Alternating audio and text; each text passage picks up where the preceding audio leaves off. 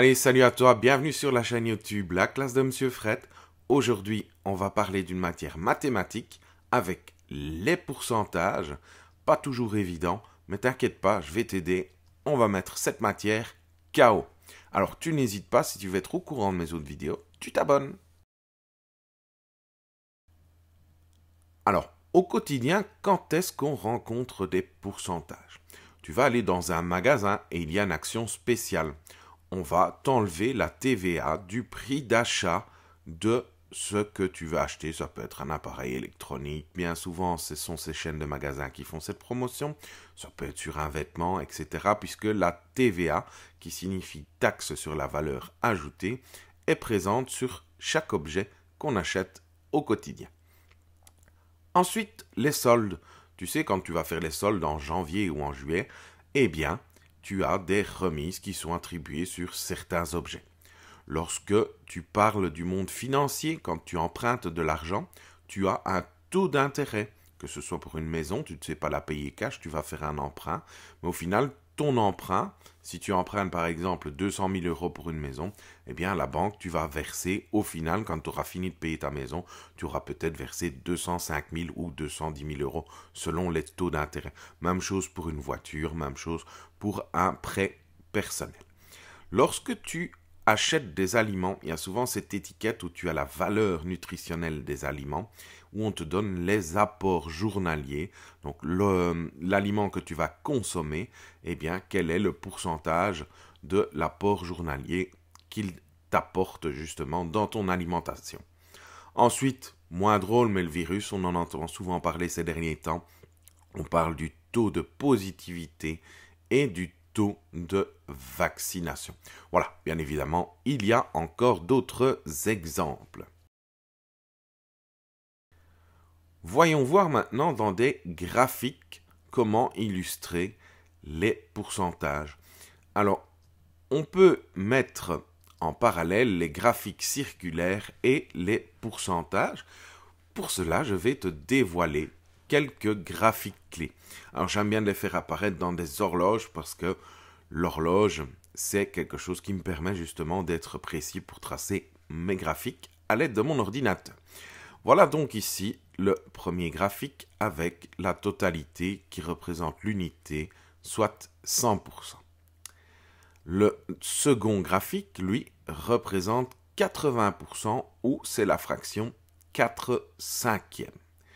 Le troisième graphique, voilà, représente 75% ou 3/4. Le quatrième graphique représente quant à lui 60% ou 3/5. Le cinquième graphique représente quant à lui 50% ou 1/2. Le sixième graphique, lui, représente 40% ou 2/5. On continue, on va voir ce qui se passe à la deuxième ligne. Donc à la deuxième ligne, le premier graphique de la deuxième ligne, quant à lui, c'est 30%. 30%, c'est 3/10. On peut dire aussi que c'est environ 1/3, puisque 1/3, si je te rappelle, ça s'écrit 0.33333333 jusqu'à l'infini. Le deuxième graphique de la deuxième ligne, quant à lui, c'est 25%. 25% correspond à 1/4. Le graphique, l'avant-dernier graphique, c'est 20%, c'est-à-dire 1/5. Et enfin, le dernier représente 10% ou 1/10. Donc ça, ce sont vraiment les graphiques clés. Mais au final, qu'est-ce qu'un pourcentage? Eh bien, un pourcentage, c'est une fraction qui s'exprime sur 100. Elle s'écrit aussi sous forme de nombre décimal. Par exemple, 15%, c'est égal à 15 sur 100, c'est égal à 0,15, qu'on dit exactement 15 centièmes. 37%, c'est égal à 37 sur 100, c'est égal à 37 centièmes, qu'on écrit 0,37, mais on le prononce 37 centièmes bien évidemment. 84%, tu l'auras compris, c'est 84 sur 100 ou 0,84 que l'on prononce 84 centièmes. Et enfin, 56%, c'est 56 sur 100 que l'on prononce 56 centièmes, mais qu'on écrit 0,56. Tu comprendras donc qu'un pourcentage, c'est toujours une situation de proportion. Comment calculer un pourcentage? Eh bien, c'est comme pour la fraction d'un nombre. Je vais te faire un petit rappel, mais si tu veux en savoir plus sur la fraction d'un nombre et comment on en arrive là, à cette démarche que tu vas voir maintenant, eh bien, je t'invite à visionner mon autre vidéo sur le sujet. Prenons 32% de 47 000. 32% s'écrit comme ceci, sous forme de fraction. On va donc partir de 47 000 et on va diviser 47 000 par 100 pour obtenir 470. Ainsi, le premier calcul, la première étape, c'est 47 000 divisé par 100 pour obtenir 470. Donc 470, en fait, c'est 1% de 47 000. Et puis 470, il va falloir le multiplier par 32. Donc 470 fois 32 est égal à 15 040. Alors, les pourcentages et la TVA, c'est une grande histoire d'amour. Lorsque tu achètes ton smartphone, eh bien tu vas le payer à un prix TVA comprise. Le magasin, quant à lui, quand il achète leur smartphone, il va l'acheter hors TVA. Hors TVA, c'est pour ça que j'ai mis le H en rouge. Et le prix de ce smartphone, le magasin, on part d'une base qui est 100%.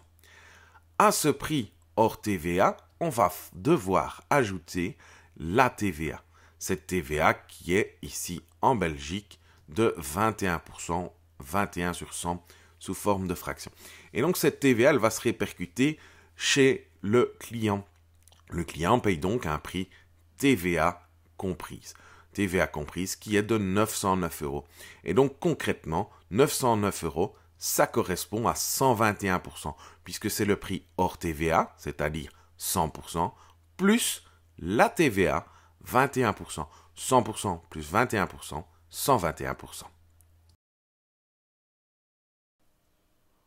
On va donc maintenant voir comment ça se passe avec notre smartphone dans le cadre d'une action TVA où le magasin t'offre justement cette TVA. Rappel, TVA qui en Belgique est de 21%, qui s'écrit aussi 21 sur 100. Tu vas voir, c'est relativement simple puisqu'on va appliquer la règle de 3. Je sais que 909 €, ça correspond à 121% du prix de mon smartphone. Moi, ce que je veux savoir, c'est le montant de la TVA, en l'occurrence 21%. Il ne m'est pas possible de passer de 121% à 21%. Pour cela, je vais passer par une étape intermédiaire qui est 1%. Pour aller de 121% à 1%, je vais diviser par 121. Même chose, du côté des euros, je vais devoir diviser mon prix, 909 € par 121, ce qui me donne 7,512 €. 7,512 €, c'est 1% du prix TVA comprise. Petite remarque, pour être précis et exact, les montants ont été arrondis. Alors, que faire après? Une fois que j'ai 1%, pour aller à 21%, qu'est-ce que je fais? Eh bien, je multiplie par 21. Même chose, je dois faire la même chose de l'autre côté avec le prix, multiplier 7,512 € par 21, ce qui me donne 157 752 €. Ça correspond à 21% du prix TVA comprise. Donc, voilà le montant de ma TVA. Comment calculer mon prix hors TVA maintenant? Eh bien, je vais prendre le prix TVA comprise et je vais justement enlever cette TVA de 157 752 € pour me donner un prix hors TVA de 751 € 248.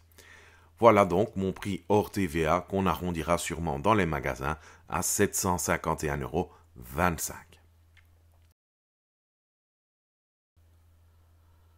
Alors, toujours avec cette TVA, effectivement, la démarche que je viens de t'expliquer est relativement longue, mais tu vas voir qu'il existe un petit truc pour aller plus vite et pour être plus rapide lorsque tu es au magasin pour voir si le prix affiché est exact. On va prendre le prix de notre smartphone, 909 € TVA comprise, et ces 909 €, on va simplement les diviser par 1,21, puisque 1,21, ça correspond à nos 121%. Et à ce moment-là, on obtiendra directement notre montant hors TVA, 751,239 €. Ça correspond au montant hors TVA. Voyons voir maintenant comment calculer la TVA. Bien souvent, lorsque tu achètes un objet de manière professionnelle, que ce soit une foreuse comme ici ou un ordinateur de manière professionnelle, les prix affichés sont souvent mis hors TVA. Voici ici donc le prix de ma foreuse hors TVA qui est de 1679 €. Comment calculer justement le prix TVA comprise? Eh bien, il faut prendre le prix hors TVA, 1679 €, auquel il faut ajouter 21% de 1679 € et tu obtiendras ton prix TVA comprise. Ainsi, 21% de 1679 €, comment va-t-on le calculer? Je te rappelle, 21% sous forme de fraction, ça s'écrit comme ceci. Première étape, diviser 1679 par 1000 pour obtenir 16,79 €. Donc ça correspond à 1% de 1679 €. Mais je te rappelle, nous on nous en demande 21. Donc c'est 16,79 €. Il va falloir les multiplier par 21 pour obtenir 352,59 €, ce qui est le montant de la TVA. Donc, si je récapitule, je prends le prix de ma foreuse, de mon marteau-piqueur, qui est de 1679 €. Je vais ajouter cette TVA de 352,59 € pour obtenir un montant de 2031,59 €. Ce sera donc mon prix, TVA comprise. Voyons voir quel est le lien entre remise et pourcentage. Je rêve de m'acheter cette voiture de sport. C'est vraiment un truc qui me ferait plaisir. Cette voiture est affichée au garage à 41 055 €.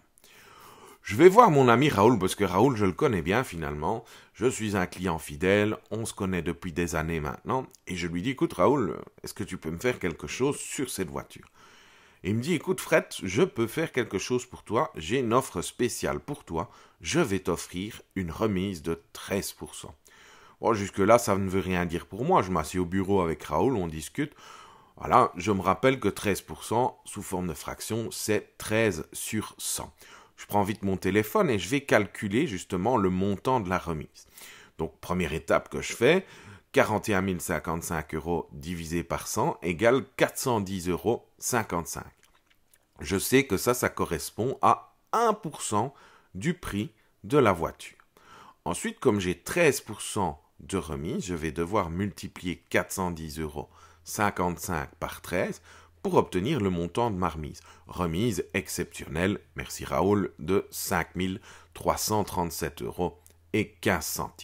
Je décide donc de calculer le prix rapidement. Je vais devoir prendre le prix plein de la voiture, c'est-à-dire 41 055 €, et enlever cette remise de 5 337,15 €. Et donc le prix n'est plus de 41 055 €, mais de 35 717,85 €. Allez Raoul, fais péter les billets, j'achète.